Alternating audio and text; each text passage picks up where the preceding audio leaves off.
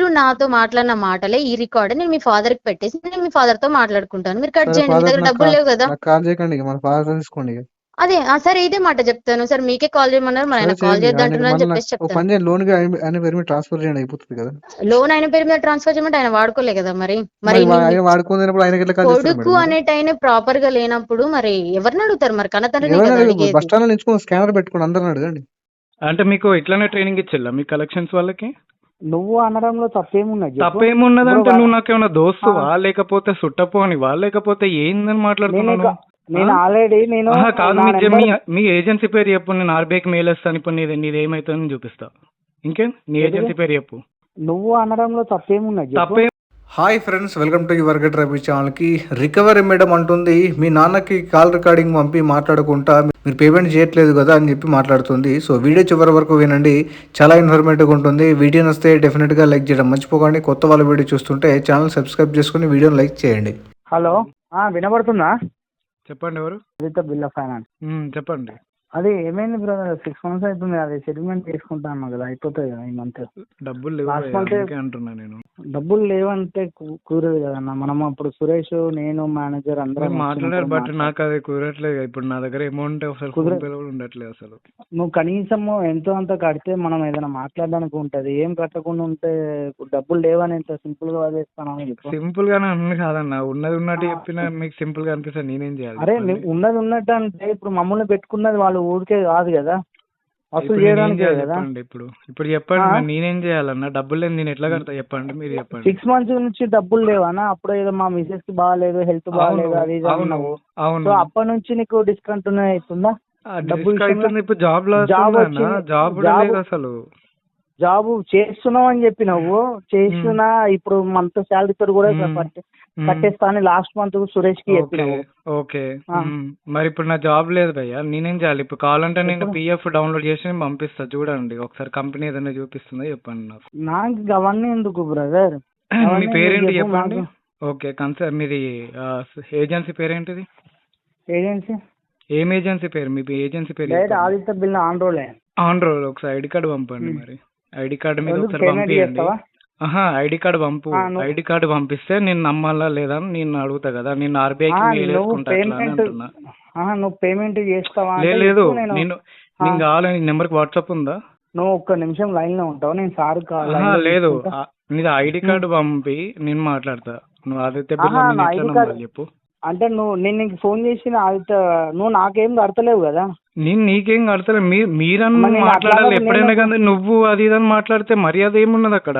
ఇప్పుడు నేను మీరు అని నేను మాట్లాడతాను, నువ్వు అని మాట్లాడుతున్నావు. అదేం రెస్పెక్ట్ అది? అంటే మీకు ఇట్లానే ట్రైనింగ్ ఇచ్చిల్లా మీ కలెక్షన్స్ వాళ్ళకి? నువ్వు అనడంలో తప్పేమున్నది? తప్పేమున్నదంటే నువ్వు నాకేమన్నా దోస్తువా లేకపోతే సుట్టపోనివా లేకపోతే ఏందని మాట్లాడుతున్నాను? నేను ఆల్రెడీ కాదు, మీ ఏజెన్సీ పేరు చెప్పు, నేను ఆర్బీఐకి మెయిల్ వేస్తాను. ఇప్పుడు నీది ఏమైతుందని చూపిస్తా. ఇంకేం నీ ఏజెన్సీ పేరు చెప్పు. ఏజెన్సీ పేరు చెప్పు. నేను సోషల్ మీడియాలో నీకు కాల్ రికార్డింగ్ కూడా పంపిస్తా. ఒక్కొక్కరు జాబ్లు పోగొట్టుకుంటారు, అనవసరంగా నువ్వు జాబ్ పోగొట్టుకోకు. నువ్వు ఇట్లా హెరాస్మెంట్ చేసి నువ్వు అని మాట్లాడితే తప్పేమున్నది చెప్పు. నువ్వు అంటే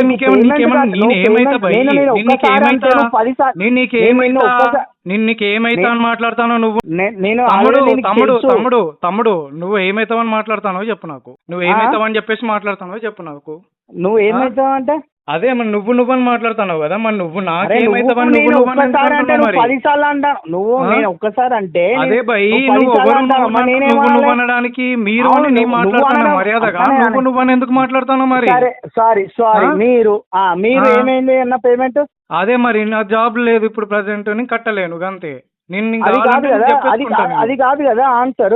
సరే, ఇప్పుడు నేను ఆర్బీఐకి మెయిల్ వేసుకుంటా. నువ్వు మాట్లాడింది మొత్తం రికార్డింగ్ ఉన్నది, నీ స్క్రీన్ షేర్ తో సహా నేను అప్లోడ్ చేసేసి నేను వైరల్ అయిపోతా అడుగు. ఇప్పుడు నేను ఇంటికి పోయి కూడా వైరల్ చేస్తా.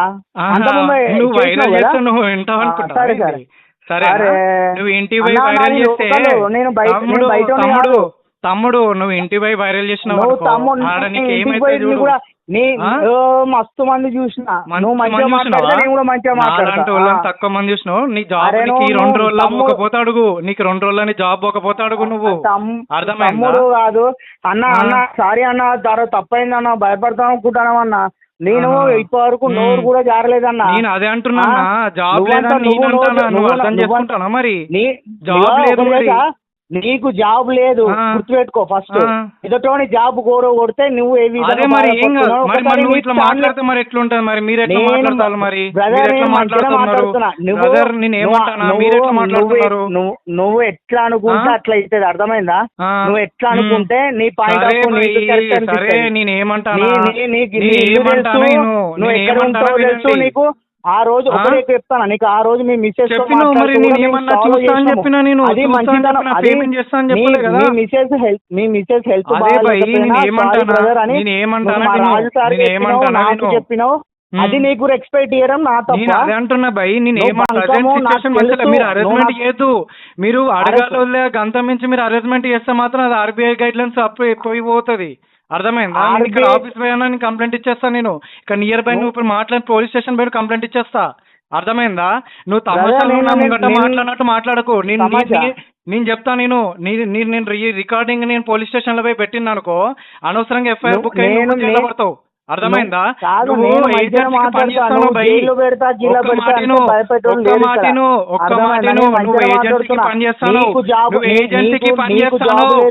ఏజెన్సీకి నాతో లొల్లి పెట్టుకోకు. అర్థమైందా? మీ ఎవరిది కాదు. ముచ్చట ఆపు, పేమెంట్ కట్టడానికి నువ్వు ఇట్లానే మాట్లాడుతున్నావు. ఏం చేస్తావు? ఏం చేస్తావు? ఏం చేస్తావు? ఏం చేస్తావు? ఏం చేస్తావు? నాటకాలు చేస్తావా? మరి ఎన్నిసార్లు చెప్పాలి? చదువుతానైతే లేదా అని మాట్లాడకు. మరి డ్రామాలు నేను పెళ్లి పెట్టేసి వస్తా. మరి డ్రామాలు చేస్తున్నావు ఏంది? ఎన్నిసార్లు చెప్పాలి? ఇది కావాలి, కస్టమర్ మాట్లాడేది కావాలి. ఎన్నిసార్లు చెప్పాలి? నీకు అర్థమైతలేదా? మెదలెక్కలేదా? రికార్డ్ అయింది కదా, ఉంచుకో. హలో హలో, ఏమైంది సార్? ఇది పేమెంట్ ఏమైంది సార్? ఏది personal loan sir, axis bank. Payment next month చేస్తాం. ఈ మంత్ లేదమ్మా. నెక్స్ట్ మంత్ చేస్తా అన్నాడు, ఈ మంత్ చేయను అన్నాడు. నెక్స్ట్ మంత్ చేస్తాం మేడం అంటారు. నెక్స్ట్ మంత్ ఏంటి సార్? ఆల్రెడీ మండే రోజు కాల్ చేయమన్నారు, ఇప్పుడేమో నెక్స్ట్ మంత్ అని సింపుల్ గా చెప్పిస్తున్నారు. అమౌంట్ రాలేదు మేడం. అట్లా అమౌంట్ రాలే సార్, ఇన్ని మంత్స్ తీసుకున్నారు కదా, అన్ని మంత్స్ అమౌంట్ రాలే కదా. అదేగా చెప్పేది. అకౌంట్ ఎన్పిఏ లో ఉంది సార్ అకౌంట్, అదే కదా చెప్పేది. అంటే ఇప్పుడు అమౌంట్ లేవు మేడం నా దగ్గర. అట్లా అమౌంట్ లేవంటే ఉండవు సార్, అడ్జస్ట్ చేసుకోవాలి. ఎవరి దగ్గర అమౌంట్ ఉండవు కదా. అడ్జస్ట్ అవ్వట్లేదు అంటే చేసుకోవాలి సార్. ఎట్లా చేయాలి? అది బ్యాంక్ అమౌంట్ కాదు కదా. ఎవరి అమౌంట్ మరి? మీ పర్సనల్ అమౌంట్ కాదు కదా సార్, బ్యాంక్ అమౌంట్ కదా అది. బ్యాంక్ అమౌంట్ కాదంటారు మరి. మీకు తెలుసు కదా ఎక్కడ నుంచి తీసుకున్నారు, ఎలా కట్టాలని చెప్పేసి. నాకు తెలుసు కాబట్టే కదా సార్, మీ అమౌంట్ కాదు కాబట్టే కదా అట్లా వాడుకున్నారు, వదిలేసినారు.